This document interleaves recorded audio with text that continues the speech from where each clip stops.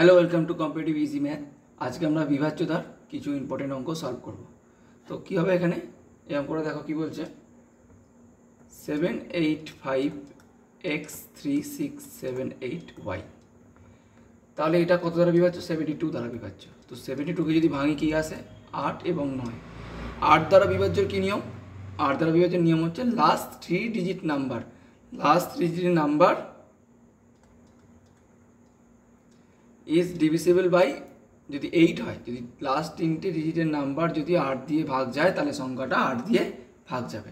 তাহলে দেখো আমি কি কি বসাতে পারি এখানে 780 বসাতে পারি, কিন্তু দেখলাম এটা 8 দিয়ে যাচ্ছে না। আচ্ছা 1 তো বসাবোই না, কারণ 1 3 5 কোনো বিজোড় সংখ্যা দিয়ে 8-এর ভাগ হয় না। তাহলে আমি এবার কি ট্রাই করব 782 ট্রাই করি। দেখো এখানে আসবে 72 6 2 64 না, হবে না। তাহলে 64তে কি হবে? তাহলে 784 নিতে হবে আমাকে। তাহলে y এর মান কত নিতে হবে? 4। কেন? কারণ এবার যদি তুমি 8 দিয়ে ভাগ করো তাহলে কত হবে? 28টা 8 9 72 6 4 28টা 64, তাহলে কিন্তু মিলে যাবে।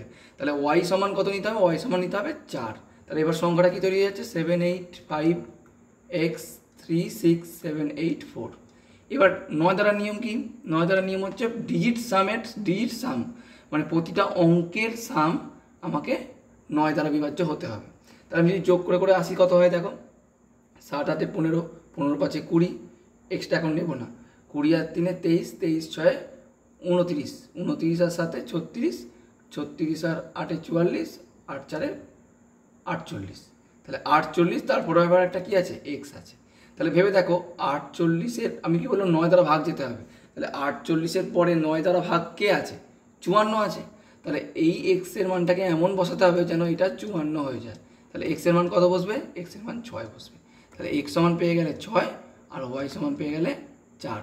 এবার কি চেয়েছে? এক্স মাইনাস ওয়াই, তাহলে 6 - 4। তাহলে অ্যান্সার হয়ে যাবে 2, অপশান ডি। বোঝা গেছে? চলো পরের অঙ্কে যাওয়া যাক। এটাকে বলছে ইফ এ 9 ডিজিট নাম্বার, একই ব্যাপার 9 ডিজিট নাম্বারটা কি বলেছে 4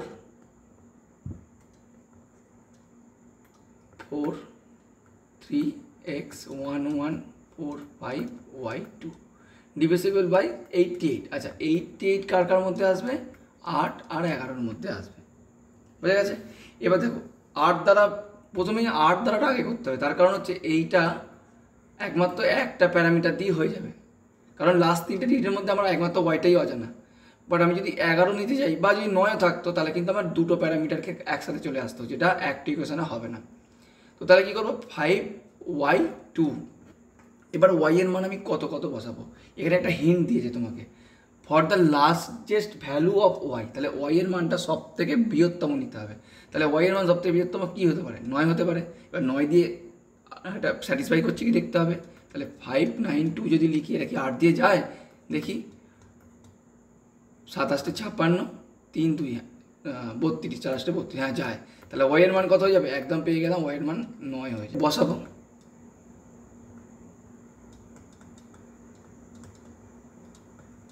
এবার দেখো এবারে যদি এটাকে আমি 11 দ্বারা ভাগের নিয়মে যেতে চাই, 11 দ্বারা ভাগের কি নিয়ম? দুটো গ্রুপ বানাতে হয়, একটা ছাড়া এক একটা গ্রুপ। তাহলে এটা কি আছে? 9 4 13, 13 আর 1 14, 14 আর 3 17। তাহলে একদিকের গ্রুপে 17 এলো, আর একদিকের গ্রুপ কি আছে? এক্সট্রা কেন বাদ রাখছি? 4 1 5, 5 5 10 12। তাহলে 12 প্লাস এক্স। 11 দ্বারা ভাগের নিয়ম হচ্ছে এদিকের গ্রুপ সমান এদিকের গ্রুপ। এবার এক্সের মান কত আসবে? এক্সের মান আসবে 5। এবার হয়তো তোমরা বলবে যে সবসময় তো এরকম সুন্দর নাম্বার নাও আসতে পারে, অনেক সময় এক্সের মান 13 আসতে পারে। সেক্ষেত্রে কী হবে? একটা তো ডিজিট 13 হবে না। যদি এক্সের মান 11-র বেশি আসে, 22-এর কম আসে, তাহলে কী করতে হবে? 11 দিয়ে বিয়োগ করতে হবে, তখন 2। যদি কখনো এক্সের মান 25 চলে আসে তখন 22 দিয়ে বিয়োগ করতে হবে, হবে কত? 3। এইভাবে করতে হবে। তাহলে এখানে আমি কী পেয়ে গেলাম? এক্সের মান পেয়ে গেলাম 5। তাহলে আমার কত হবে? 2 × 5 মাইনাস ওয়াইয়ের মানটা পেয়েছিলাম 9। তাহলে 10 - 9 সমান হচ্ছে 1। তাহলে এটার অ্যান্সার হয়ে যাবে 1। বোঝা গেছে? চলো, অ্যান্ড 11 ডিজিট নাম্বার পুরোটাই বলে দিয়েছে দেখো 18 দ্বারা বিভাজ্য হবে। তাহলে 18 দ্বারা ভাগের নিয়ম কি? 2 আর 9। বোঝা গেছে? 2 আর 9, তাহলে দেখো 7 প্লাস 8, 9 9 9 দ্বারা ভাগের নিয়ম কি, ডিজিট সামটা 9 দ্বারা বিভাজ্য হতে হবে, তাহলে এগুলো সব যোগ হবে। আমি এটা লিখছি না, আমি এমনি করছি। দেখো 7 8 15, 15 আর 2 17, 17 দিনে 20, 23 25 31, 31 8 39, 39 6 45, 45 7 52, তাহলে 52 প্লাস এক্স। বুঝে গেছে? এবার কী হবে দেখো, 9 দ্বারা ভাগের নিয়ম কি, ডিজিট সামটা 9 দ্বারা বিভাজ্য হতে হবে, তাহলে 52 পরে কোথায় এমন আছে যেটা 9 দ্বারা বিভাজ্য হবে? 52 পরে কি আছে? 54। তাহলে 54 যদি হতে হয় এক্সের মান কত হতে হয়? 2 হতে হয়। তাহলে এখানে এক্সের জায়গায় কী হবে? 2 হবে। এখানে একটা ব্যাপার আছে। আচ্ছা 2 দ্বারা ভাগের নিয়মটা তো দেখতে হবে। আচ্ছা শেষে যদি জোড় সংখ্যা থাকে তাহলে দেখার কিছু নেই, 2 দ্বারা ভাগ যাবেই। তাহলে এখানে এক্সের মানটা 2ই হবে। তাহলে অ্যান্সার ডি হয়ে যাবে রাইট। যদি এখানটা কোনো কারণে বিজোড় সংখ্যা আসতো তাহলে আমাকে চেষ্টা করতে হতো পরের মানটা নেওয়ার, কারণ যেহেতু এখানে 2টাও স্যাটিসফাই করার ব্যাপার ছিল। তো এখানে যেহেতু জোড় সংখ্যা চলে এসছে 9 দ্বারা করেই, তাহলে দেখলাম যে 2টা স্যাটিসফাই করছে, তাহলে আমরা এটা 18 দ্বারা বিভাজ্যও হবে। আচ্ছা এই অঙ্কটা তোমরা অনেক করেছো, জানো নিশ্চয়ই, তবুও আমি আরেকবার করে দিই। এটা কি করব, 6 টু দি পাওয়ার 25কে কমন নিয়ে নেব। তাহলে কি থাকবে? 1 6 6 স্কোয়ার 6 কিউব। 1 কেন থাকবে? কারণ 6 টু দি পাওয়ার 25কে নিয়ে নিয়েছি, কেউ নেই, আর 1 পড়ে আছে, যেহেতু গুণ আকারে ছিল। আচ্ছা 6 টু দি পাওয়ার 26, মানে 6 টু দি পাওয়ার 26 থেকে আমি 6 টু দি পাওয়ার 25 নিয়ে নিয়েছি, তাহলে আমার আর একটা 6 পড়ে আছে। একইভাবে এখানে 2টো 6 পড়ে আছে, একইভাবে এখানে 3টে 6 পড়ে আছে। তাহলে এটা কি হবে? 1 প্লাস 6 প্লাস 36 প্লাস 216। এবার এটাকে যোগ করে দাও।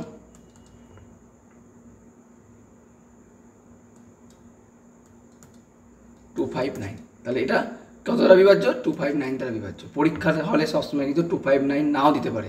তোমাকে এমন একটা হিসাব করে দিল, এখান থেকে একটা 2 নিল বা 3 নিল, যে গুণ করে তোমাকে অপশানে দিল, সেটাও কিন্তু দেখতে হবে যে সবসময় এখানে যেটা আসবে সেটাই যে অ্যান্সার হবে তার কোনো মানে নেই। এটারও যদি কিছু গুণনীয়ক থাকে সেগুলোও কিন্তু এখানে আমাকে অপশান হিসাবে দিতে পারে বা মিলেমিশেও দিতে পারে, এটা কিন্তু পরীক্ষা খেয়াল রাখতে হবে। আচ্ছা এই অঙ্কটা দেখো, the number 97 to the power 30 minus 14 to the power 30 is divisible by. আচ্ছা তোমরা নিশ্চয়ই জানবে, না জানলে আমি বলে দিচ্ছি ফর্মুলাগুলো। a to the power n plus b to the power n divisible by a plus b when n is odd। তাহলে n এর মান যদি অড হয় তাহলে কি হবে? a to the power n plus b to the power n থাকলে a plus b দ্বারাই বিভাজ্য হবে। ওকে, যদি a to the power n minus b to the power n থাকে তাহলে n সমান যদি অড হয় তাহলে a মাইনাস b দ্বারা বিভাজ্য হবে। যদি n সমান ইভেন হয় তাহলে a plus B and a minus B দুটো দ্বারাই বিভাজ্য হবে। তাহলে আমার এখানে অঙ্কে কি চেয়েছে, মানে কি কোন কন্ডিশনটা বলতে চেয়েছে? প্রথম কথা, এটা a to the power n minus B to the power n, এই কেসটা আসছে। আচ্ছা এই কেসের আবার দুটো ভাগ আছে, অড আছে n এর মান না ইভেন আছে? n এর মান কি আছে? n এর মান ইভেন আছে। তাহলে আমার কি হবে? দুটোই হবে, যোগ করেও হবে আবার বিয়োগ করেও হবে।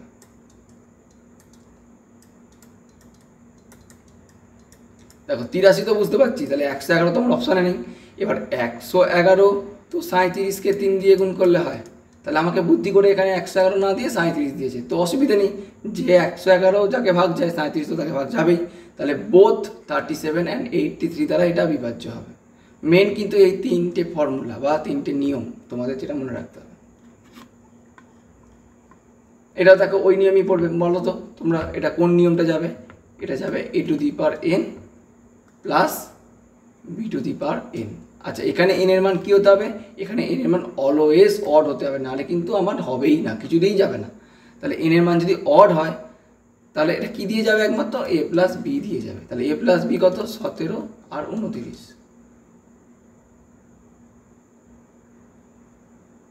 কত হয়? এটা 46।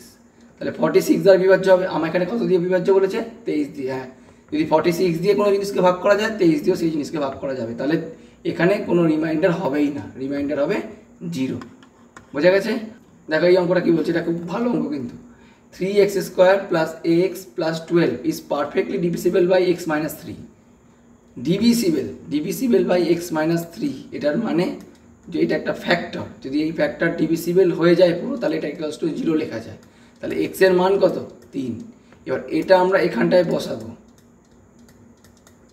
তাহলে 3 ইন্টু 3 স্কোয়ার প্লাস এ ইন্টু 3 প্লাস 12।